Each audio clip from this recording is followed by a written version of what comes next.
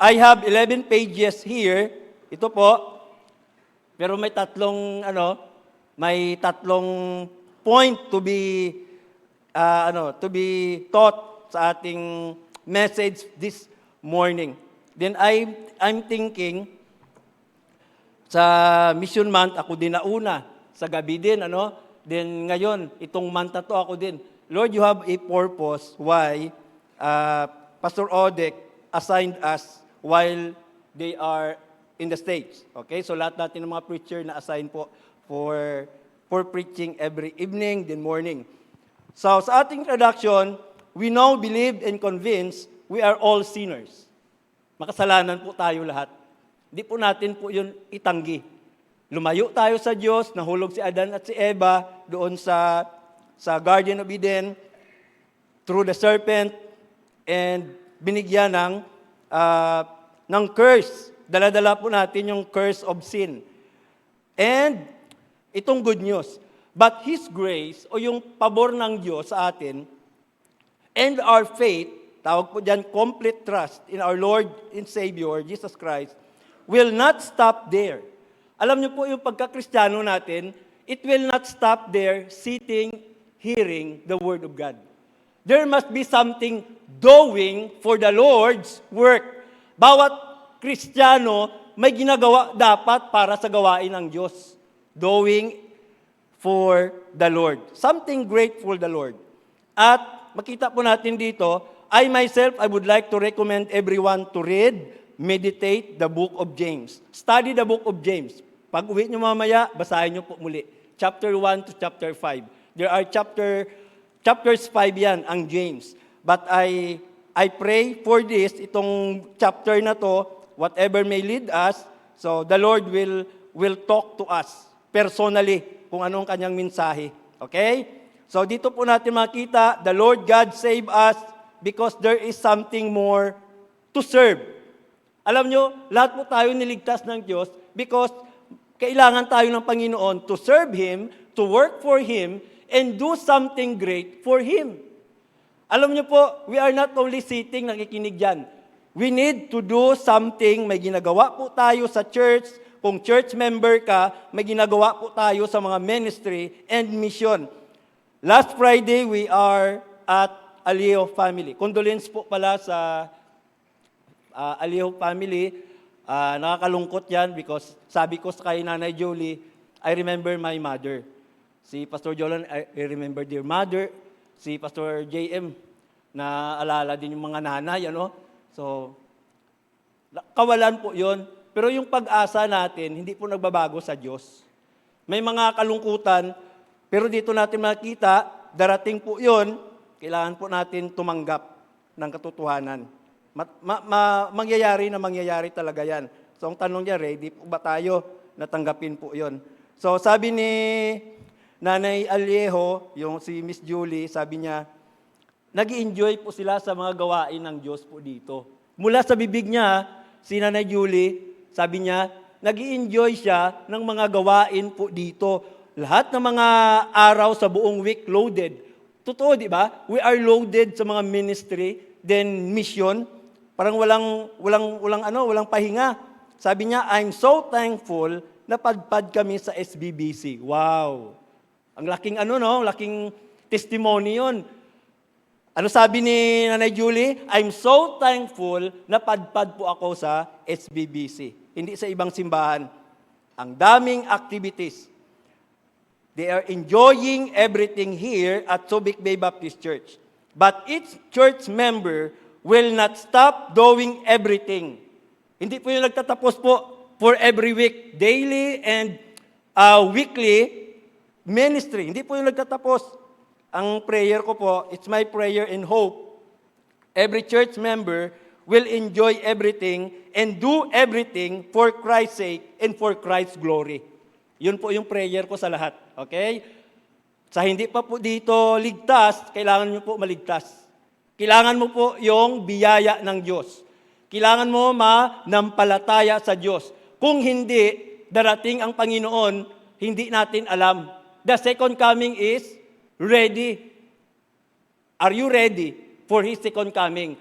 Are you occupied doing the work of God?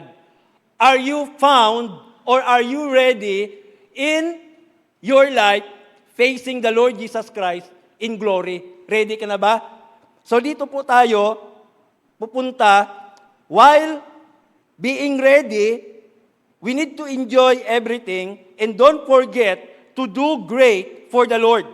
Number 1 po dito, ready na po ba tayo na malaman?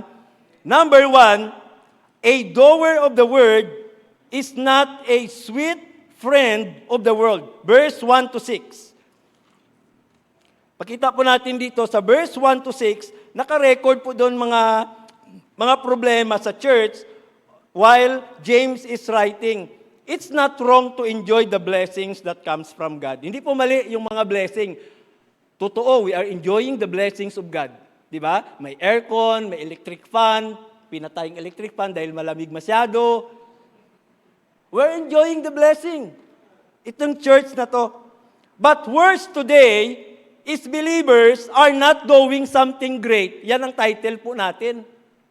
Worse today, again, believers, church members are not doing something great for the one who love us and save us. Di ba tayo nahihiya sa Diyos?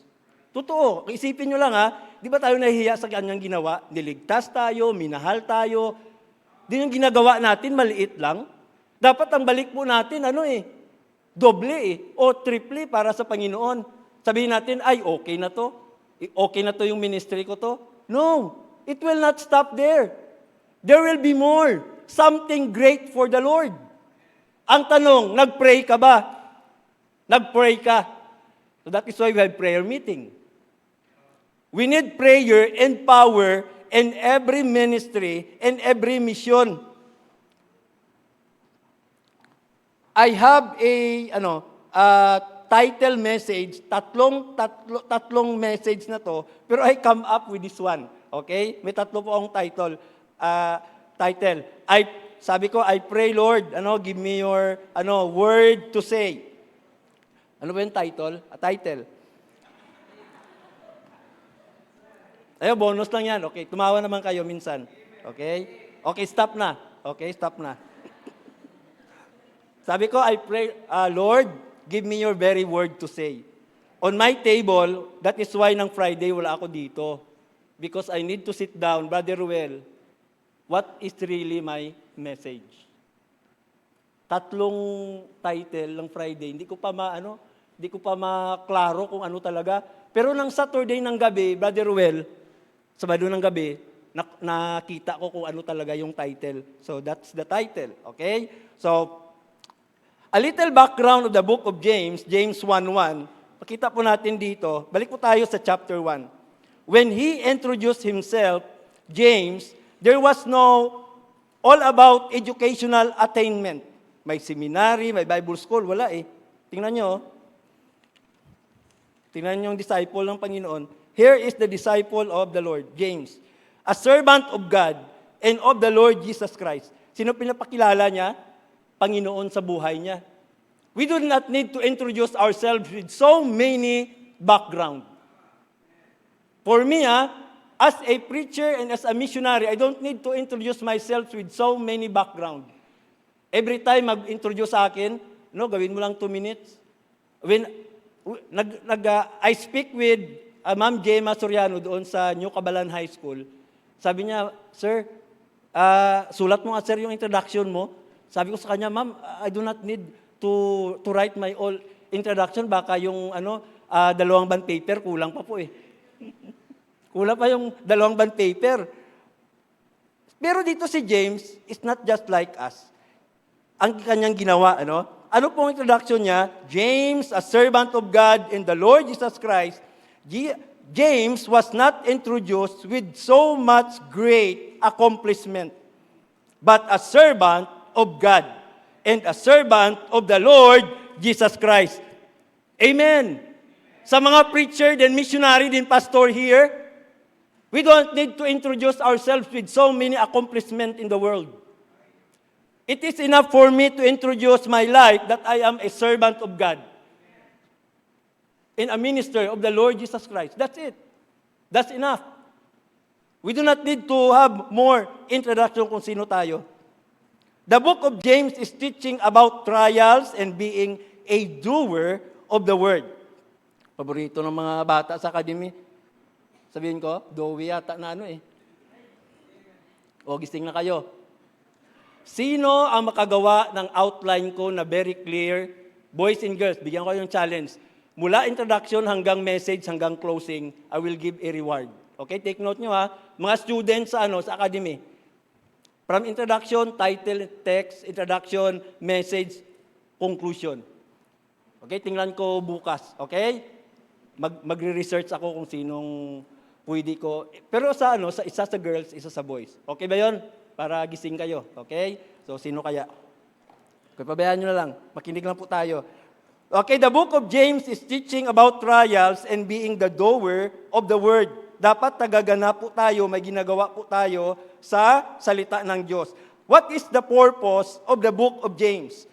Purpose of the book of James is to encourage, patatagin po tayo, build up, patibayin, and guide those 12 tribes of Israel who had been scattered beyond Palestine. So yung mga 12 na tribo, nagkalat-kalat, so dito po sila inabot ng layunin ng libro ni James. Its content, okay, nakinig po ba tayo? Purpose po yon. Encourage, build up, and guide. Content, it gives instruction for practical Christian living. The practical ways to live out the Christian life before watching lost and troubled word. Naniniwala po ba tayo itong mundo ay pasama na ng pasama? Tayo ba naniniwala na itong mundo na to na wala sa Diyos? This world is lost and dying.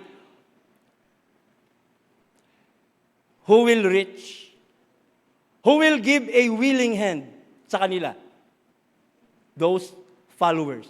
Those believers in the church. Kamay po tayo ng Diyos. We are the hands of the Lord to reach out those lost and dying sinners people. Its theme, ang tema, faith that saves is both alive and active. So dapat pananampalataya po natin buhay at kumikilos. Katulad ng inawit ng mga bata kanina, So, all about Resurrection Day. And the book of James identify two types of person. May dalawa pong tao po dito. If you study the book of James, there are two types of person. Number one, worldly person. Ang isip niya makamundo. His focus on himself. Iniisip niya sarili niya. And this present physical world. Tinitingnan niya lang yung paligid. Hindi niya tinitingnan ang Diyos sa buhay niya. And number two, we have the number two type of person. Spiritual person. He is a believer, saved, who is filled or controlled by God's Spirit. Many are claiming to be called to be Christianity, but not controlled by the Holy Spirit. Walang banal na espiritu. Walang bunga ang buhay. Hindi mabuti ang kanyang ginagawa. Puro kasamaan. Why? There is nothing there sa kanyang buhay na kung saan mag-guide, mag-lead sa kanyang buhay. As the Holy Spirit, the Comforter, Christ gave us. So yan po, dalawang klaseng tao sa book of James. Now, let us examine ourselves sa tatlong point po na ganito. Number one, makita po natin dito, a doer of the word is not a sweet friend.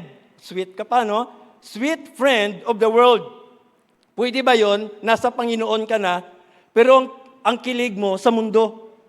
Kinikilig ka sa mundo. Yung mga bagay sa mundo, kinikilig ka lagi. Ang kiliti mo, yung sa mundo. Patay na patay ka kapag hindi mo buksan YouTube mo. Patay na patay ka kapag hindi mo buksan Facebook mo. Messenger mo. Ngayon yan ang trend ngayon eh. It's all about technology. It's all about gadgets. Gadgets. But where is God? Hello? There are lots of gadgets in our hands. Puro gadget. Cellphone, laptop, malaking laptop, TV, monitor. Do we have time to spend reading the Word of God? Do we have time studying the Word of God? Kahit nandito sa simbahan, cellphone pa rin. Din sabihin mo, Kristiyano ka? How about itong mga bata, nakikinig sa atin dito, bigyan mo ng cellphone. Okay lang sa'yo na ikaw matanda? Dapat ikaw, halimbawa dapat ikaw ang the best example na kuya, ate, para sa mga bata na to. They are all potentials to be pastor. They are all potential to be minister. They are all potential to be a song leader.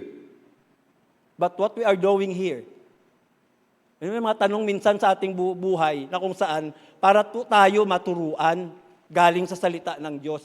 I cannot give good advice sa inyo. But I can give the best advice in the Word of God. Magpayo man tayo, magbigay tayo ng mga payo, see to it na may salita ng Diyos yung bibig po natin. Or else, our advice will become worldly. Yun na po ngayon ang trend ng mundo Life coach. Anong life coach? Meron ba yun sa Bible, life coach?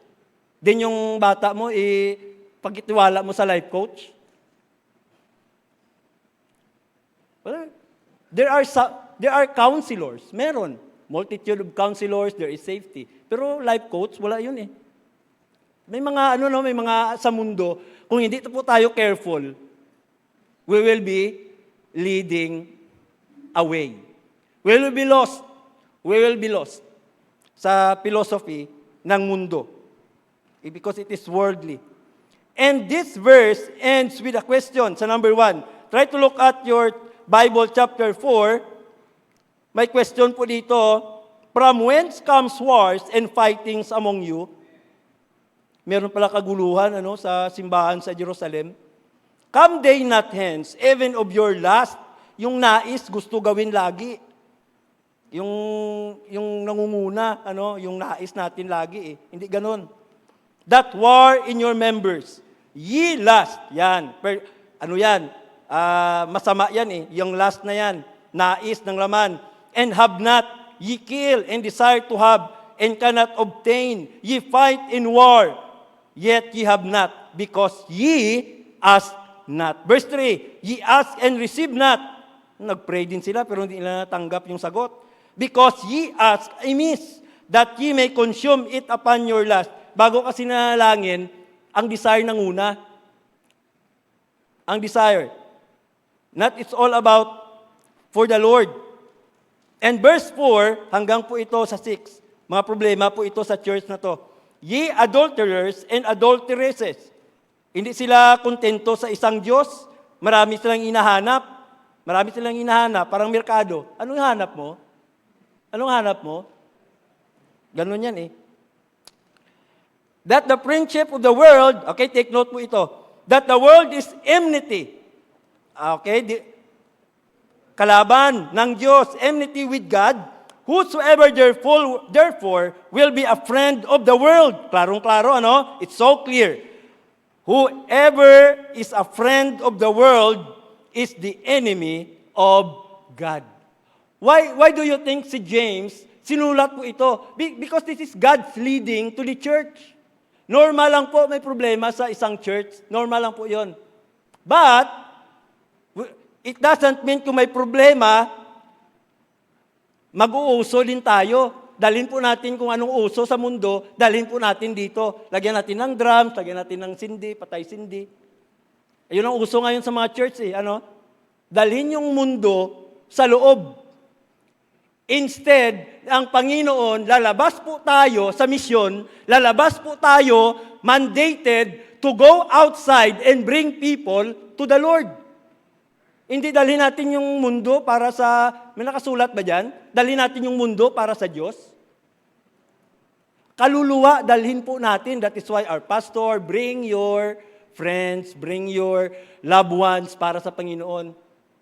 Ganun po yun Pero dito, makita po natin dito, nagkagulo po sila dito, nagtanong po sila, do you think that the scripture said in vain? Yan ang sabi ni James. Tinayuan ni James, walang magtatayo O kailangan ng Kristiyano magtatayo sa ganitong problema. Wala bang silbi? The spirit that dwelleth in us lusteth to envy. Okay, nadagdagan pa, nainggit pa. But, good news, verse 6, but He giveth more grace. Diyan pa lang, pakita po natin yung Panginoon ay sumusunod sa kanilang mga ginagawa. Wherefore, He said, God resisteth the proud. Reading verse 1 to verse 5, they are all what we call proud people sa Panginoon. Ang iniisip nila, kanila lang. Ang sinusunod nila, ang kanila lang. No, it's not be. It must not be. Kung Kristiyano po tayo, kung church member po tayo dito na sa simbahan na po ito, sundin po natin yung kalooban ng Diyos. Sundin po natin yung salita ng Diyos. Sundin po natin yung mga nanungkulan sa atin because they are appointed by the Lord. At makita po natin dito, God resisted the proud. Talo ka talaga kapag magmataas ka pa eh.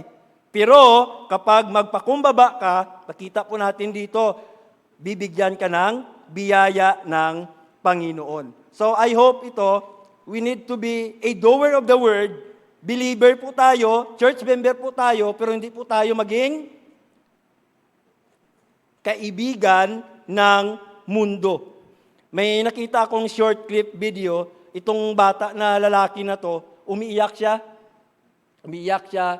then nagdadabog. Kinuha ng nanay yung the mother take the computer in front of him. Grabing world ngayon, kinuha yung computer, umiyak siya, nagwala. Kaya do not let your child na masanay sa cellphone. Gadgets. Yes. Nakita ko grabe, obsessed. Yan ang word. The child, the boy is obsessed, elementary pa lang, with a computer, nagwala siya, umiyak siya, minura yung nanay. Grabe, Lahat ng sinabi niya Very evil. That's the world today. Kung ano na lang sasabihin mo. But thanks be to God, in this ministry and mission, kids are taught to say godly. Hindi magpasalamat niyan mga bata. Hindi kayo nagsasalita ng mga mura. Hindi kayo nagsasalita ng evil. Mamaya puntahan natin yon. Itong bata na to, buong araw siya umiyak. Hindi na siya daw kumain Iniisip niya lang yung laptop niya. Yun po yung nangyayari sa mundo natin. Kapag kunin mo na yan, magwawala na. Pero kung kunin mo ang Panginoon sa buhay niya, o kukunin niya ng Diyos sa buhay mo, ano kaya gagawin mo, ikaw na believer? Sometimes, gagawin ng Diyos, kukunin niya yan for us to realize and to be reminded that it is not the priority. Who is the priority sa ating buhay? Him. Hello? This is for everybody. Ako mismo na rebuke. I have my cellphone, I have my laptop. Pero alam niyo, do not give much more time sa mga gadgets. Give time to God. Sabi ni Pastor JM, give priority to God. So ayop, naintindihan niyo po a doer of the word, para masolusyonan po natin yan, maging friend po tayo ng mundo. Take and give time as the priority to God. To God's word. Basa po kayo ng Biblia. Basa po tayo. Mag-aral po tayo ng online. Para hindi po tayo maging obsessed sa mundo. Kung ano makita mo, yun na lang. It's not life after all. Ang cellphone mo, hindi buhay mo yan. Ang buhay mo sa Diyos. Gagamitin ka pa ng Panginoon, maging pastor, maging pastor's wife. Gagamitin ka ng Panginoon, maging Sunday school teacher. We do not know, okay, in this church. So I hope naintindihan po natin ang number 1. Number 2, grabing number 1 natin, 2 hours na yata yun Brad Alexis, baka 2 hours na yun, di ba? Nagta-time ka ba, Brad? Number 2, ito, 1 oras din to. Okay, a doer of the word, pinagising ko lang po kayo, dahil baka gano'n na, Kita ko po kayo lahat Ililista ko kayo. Sumbong kayo, Pastor Ted. Ay, di. Ay, naka-online lang tayo, Okay. So, a doer of the word is in submission to God. Una, yung mananampalataya, yung church member dapat, kung tunay tayo na Kristiyano, hindi tayo kaibigan ng mundo. Pangalawa, ano naman? Nagpapasakop tayo sa Diyos. Ito din problema dito sa church na to eh. Verse 7 to 10, there is a problem about submission to God. Verse 7, sabi ni James, submit yourselves therefore to pastor, Sunday school teacher, to God. To God. Ang pag-submit po natin sa ating pastor, susunod na lang yan sa mga leaders na nilagay ng Diyos. Why? Because first, you submit to God. Yun po yun eh. Yan o, sinulat po ni James. Very powerful. Resist the devil. Yan, kapangyarihan din yan. Yung gawain ng dyablo, hindi tatalab sa'yo. Hello!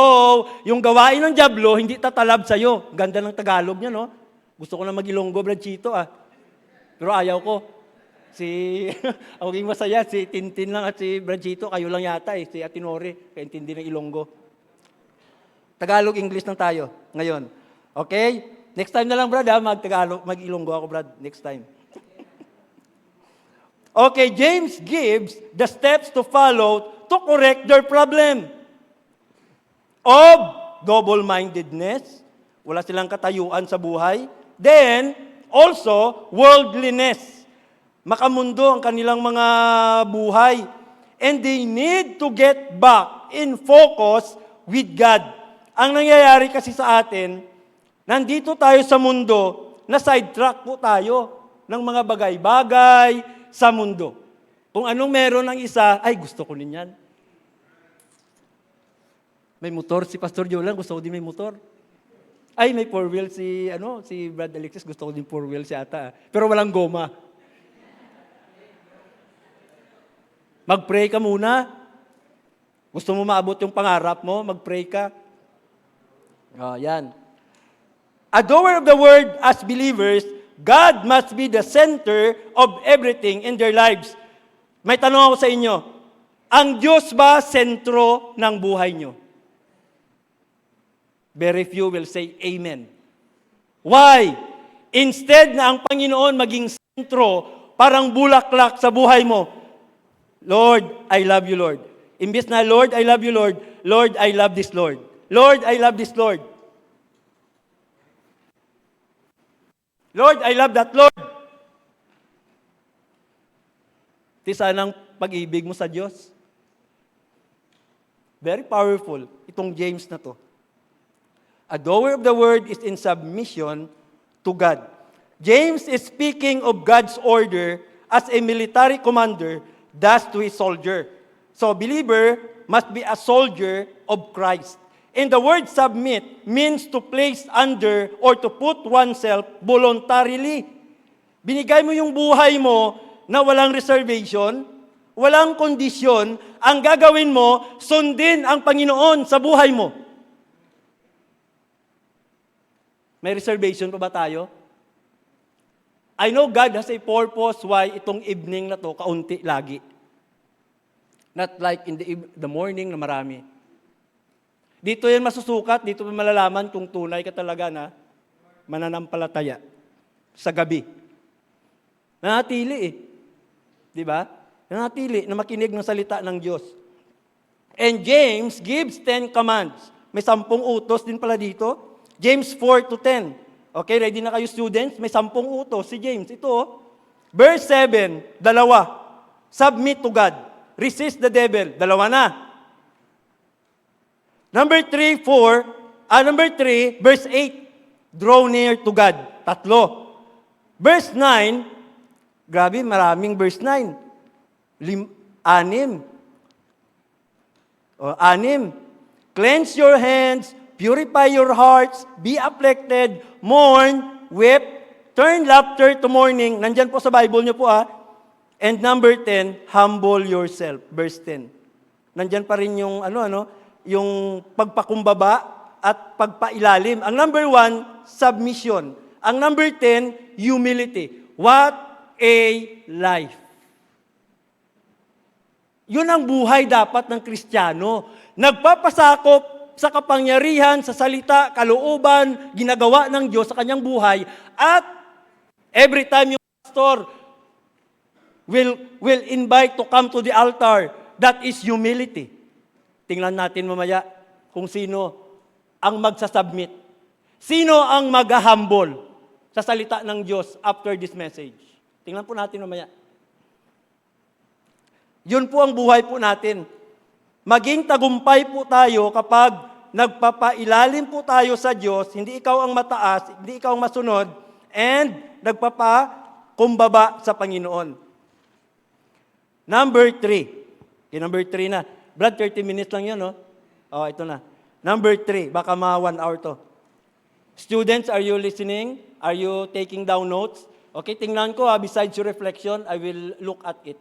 Tingnan ko kung sino the best mag-take down notes sa mensahe ng Diyos sa inyong buhay. Number 3, a doer of the word. Number 1, ano po yon? Is not a friend of the world. Number 2, a doer of the word is in submission to God. Itong number 3, ang very sensitive problem na nangyayari sa noon at ngayon. A doer of the word will not slander. Slander. Slander. Ibig sabihin, nagsasalita ka na hindi naman totoo kontra kalaban sa kapatid mo sa Panginoon. Or anybody. Walang timon yung dila mo eh. Totoo naman sabi ni James eh. Tongue is like a fire. Careful po tayo when we say something about a person. Siguraduhin mo na tama sinasabi mo. Or else, it is a slander. Or you will be accused of libel. Pinakamataas na yun na crime. Marami, nangyayari po yan sa politiko, nangyayari po yan sa mga artista sa Hollywood or any sa ating, sa Pilipinas. And slandering is also a problem in church. Sabi dito, okay, patapos na po tayo, 11 and 12, okay? Speak not evil one of another, brethren. Yan, brethren pa, tawag ni James po dito. Slandering is the work of the devil. That is why we are told to resist him, to withstand. We need to follow the Lord, not the enemy. Ang nangyayari kasi ngayon sa mundo natin, imbis na sundin natin yung Panginoon sa buhay natin in His Word, sinusunod po natin yung, ito gawin mo. Ito gawin mo.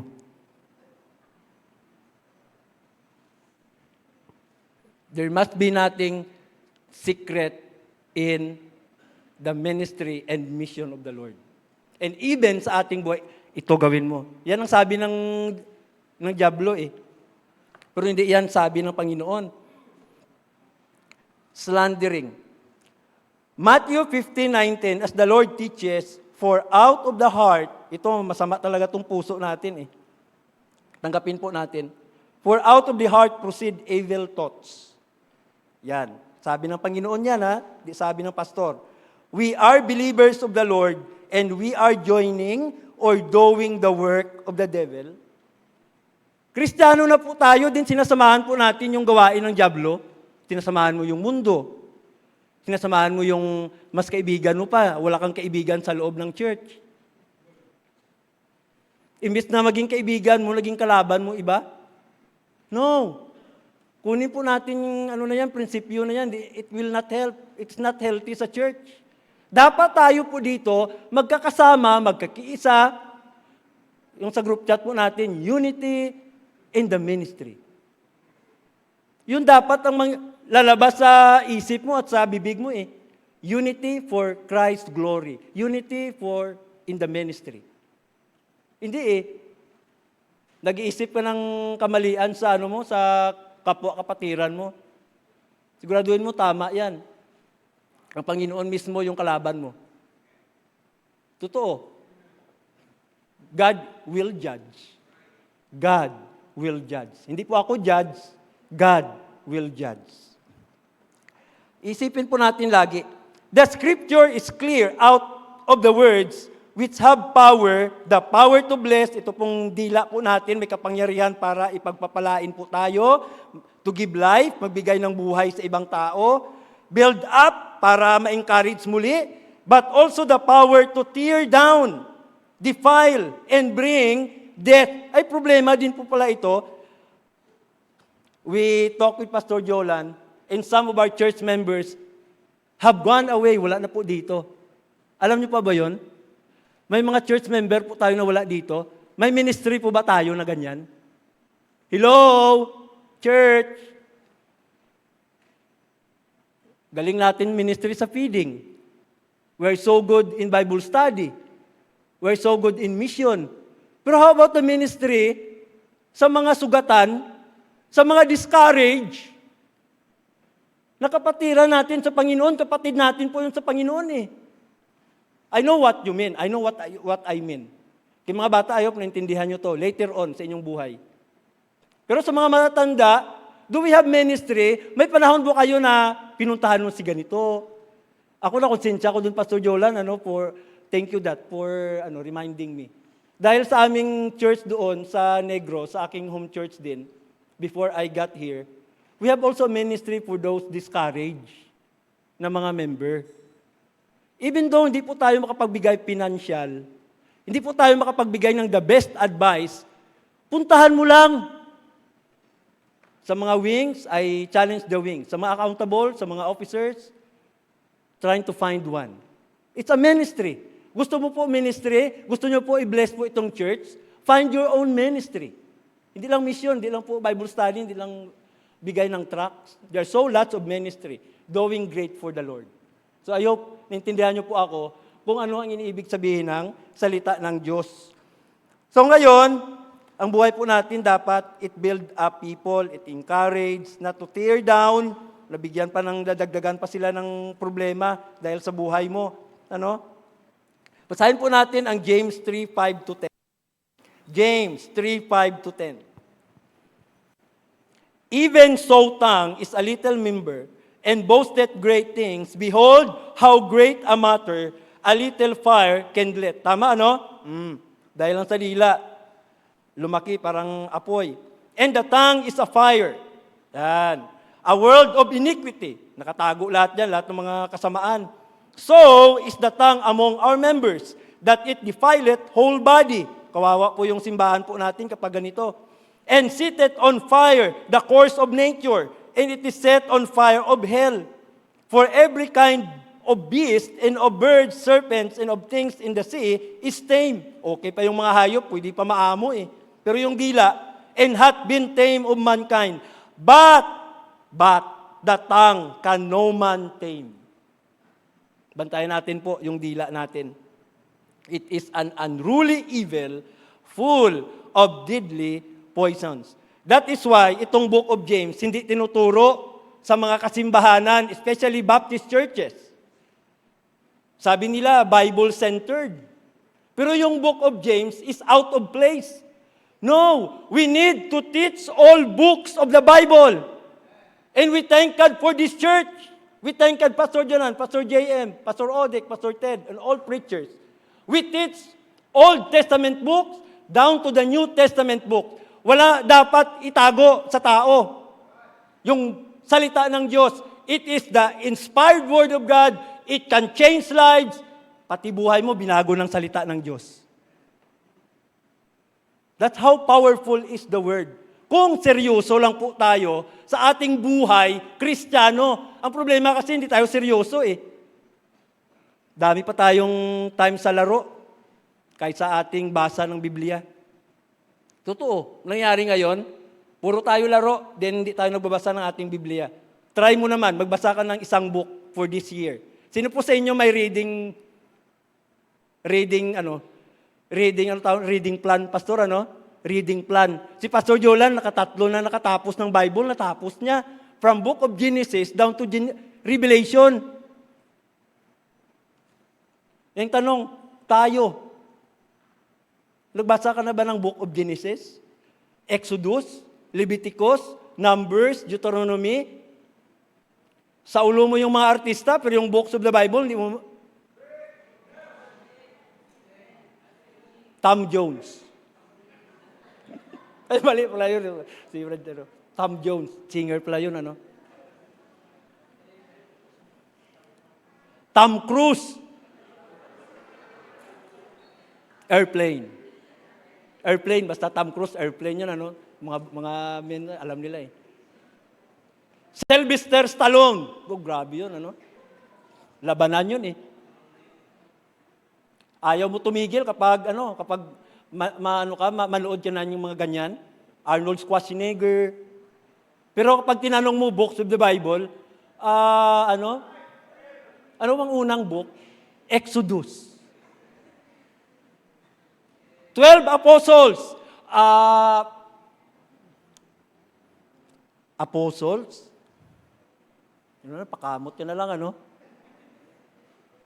So I hope magising po tayo sa katotohanan this time. I hope and I pray sa ating buhay mamaya, you will submit and you will come humble to the Lord. Man shall not live by bread alone, Matthew 4:4, but by every word that proceedeth out from the mouth of God. Hindi lang book by book, every word eh. Pag-aralan po natin yon. Sino mabibless? Sino pagpapalain kung nagbabasa po tayo lahat? Yung church. Yes. Yun po yun ang dulo eh. Pagpapalain po tayo, blessed is that readeth and that studieth the Word of God. Dito lang sa church po natin, maraming time na nagbabasa, din nag-aaral ng salita ng Diyos. Praise God sa buhay nyo. Nakaabot na yata tayo 2 hours sa number 3 ah. So what do we accomplish? Kaya patapos na po ako. Last. What do we accomplish when we slander people? Anong na-accomplish natin? We do not get our prayers answered.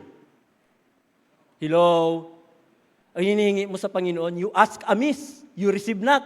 Tama si James. We grieve the heart of God in our fellow believing friends.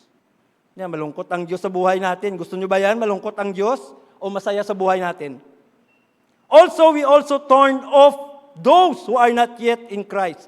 Yung mga, yung baguhan pa lang sa Panginoon, yung mga bisita. Okay? So, sa mga visitor po natin, ito po yung Book of James. Kailangan po natin unahin ng Panginoon sa ating buhay. Pakinggan po ang salita ng Diyos. Dahil ito po yung gusto ng Diyos sa ating buhay. Huwag natin pa lungkutin ang Panginoon. Instead na pasiyahin po natin. Number 4, we think that when we slander another, we are the best. Making ourselves look better but lowering ourselves. Nahilig po tayo ibaba yung standard ng ibang tao. Before you do it, try to look at yourself. Try to look at yourself. Believers in the Lord, church member, we have the Word of God. We are saved by grace, and thank God for His grace. We can teach or rebuke others, but not to the extent of tearing down. Careful po tayo. Ako na nagdadala din ng salita ng Diyos, I may be careful. Nagre-rebuke po tayo. We need to rebuke. We teach. But not, take note on this, preacher, not to the extent of tearing down. Ayaw ng mga preacher nito, din pastor makarinig nito. Dahil kapag tumayo sila sa harap, the best sila eh. No. We're not the best preacher. There is no best pastor. There is only one master teacher. It's no other than the Lord Jesus Christ. Yun po yung katotohanan. We are not the best. Only the best is the Lord Jesus Christ sa ating buhay. So, will you surrender your life to God, being a doer of the word, not a friend of the world, having a life in submission to God, and will not speak evil to one another? Don't just make a promise. I will be closing. Don't just make a promise. Promises are made to be broken on earth. Pero promises of God, still true. It's unchangeable, infallible words of God. Walang magbabago dyan sa pangako ng Diyos. But surrender all in submission and coming humble down, yourself to God. Just have a little talk with Jesus. Isuko po natin yung buhay po natin. Hindi po tayo nagmamagaling dito. We are not all expert here. We need the Lord sa ating buhay. Kung may mga pagkakamali man, pagkukulang po tayo sa church, sa ating buhay, sa ibang tao na sa kapaligid natin, kapatiran, this is now the time to come to the altar. Pagkatapos na ng prayer, I will give the time to Pastor JM. Okay? Closing prayer na po tayo. Dakila palma Diyos, thank you muli Lord sa reminders, teaching us, rebuking us. But Lord, help us Lord na bawat tao, Panginoon, may sariling dinadaanan, may sariling problema, may sariling paghamon sa buhay. Hindi pareho lahat-lahat, Panginoon. Dapat, Panginoon, isipin po namin yung mga ginagawa namin na tama at hindi masama, Panginoon, sa harapan ninyo at sa harapan ng mga tao. Lord, thank you for the book of James. We are reminded of doer of the word is not a friend of the world. A doer of the word is in submission to God. And a doer of the word will not slander, will not speak evil of one another. But instead, Lord, we will love one another. That is your commandment with promise. Muli, Panginoon, ikaw mangusap sa bawat isa. If someone, Panginoon, is not saved, now, Panginoon, ikaw po ang mangusap sa kanya. At Lord, may the Holy Spirit speak to everyone na sa invitation, Panginoon, to come in front sa altar, knowing na kami, Panginoon, we need you. And even, Lord, ikaw po ang aming itinataas sa aming buhay. Nagpapasalamat sa inyong salita, sa inyong paraan, sa inyong kalooban sa aming buhay to make better believer of the Lord. Para maging blessing kami, Panginoon, sa church na to at maging blessing kami, Panginoon, sa ibang tao sa labas. Muli, Panginoon, thank you for your love. Thank you, Lord, for dying on the cross to save us from our sins. Sa pangalan ni Jesus, amen. So, good evening po sa lahat. Pastor JM?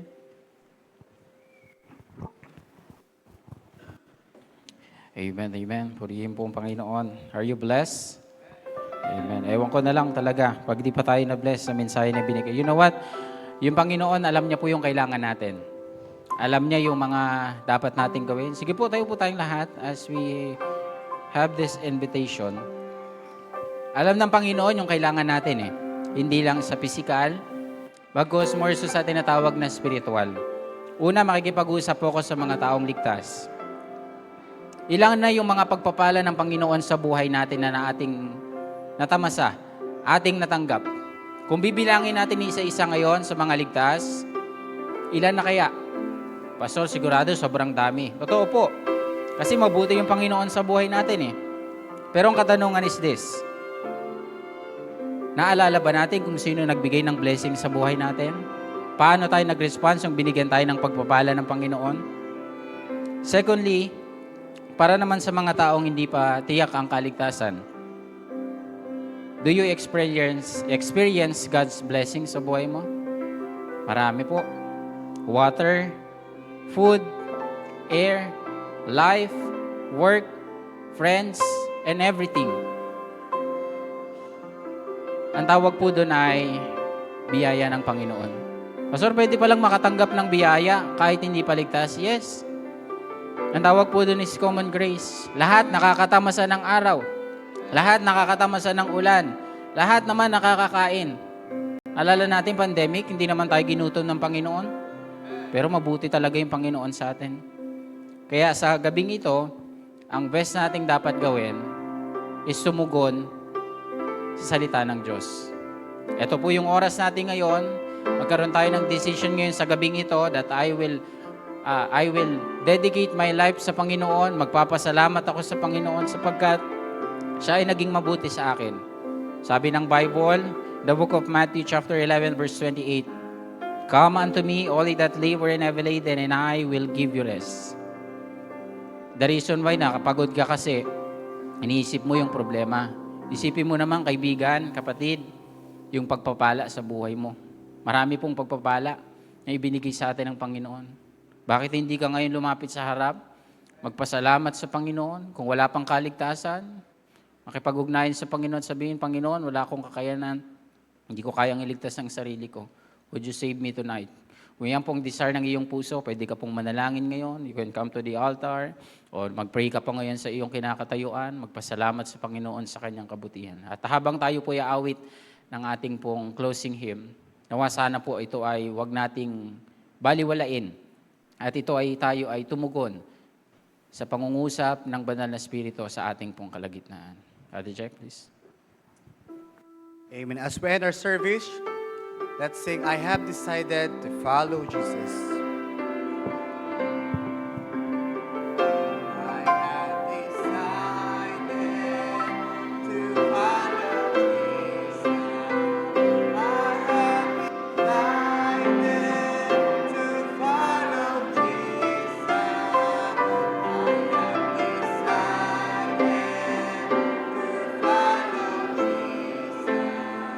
No turning back, no turning back. Don't let go with me, still I will follow. Don't let go with me, still I will follow. Don't let go with me, still I will follow. No turning back, no turning back. The world behind me, the cross before me. The world behind me, the cross before me. The world behind me, the cross before me. No turning back, no turning back. So be back po ng Wednesday. We have another guest speaker po. Secret na lang po this coming Wednesday. Ano po na para po bumalik po kayo. Ano po na. So tawagin po natin, Brother Reese. Pastor Reese, can you come up here po to close us in a word of prayer? And after that, huwag po natin kalimutan po yung aral na binigay ng Diyos tonight na ang pagpapala ay galing lamang sa Kanya at huwag po natin yung i-take for granted.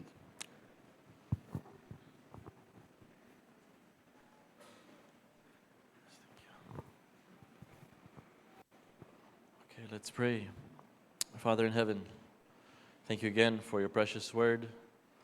Thank you for your precious people, Lord, gathered to learn from your word. Thank you that there's something new to learn every time we open it up, and that your word is alive, that you are alive, and that we can serve you joyfully, knowing that our labor is not in vain for you. Lord, we pray that you'd help our hearts to break for those who don't know the truth of your word and don't love your word. And Lord, that you'd use our lives to be a testimony for you this week with the people that we know. And Lord, help us to be able to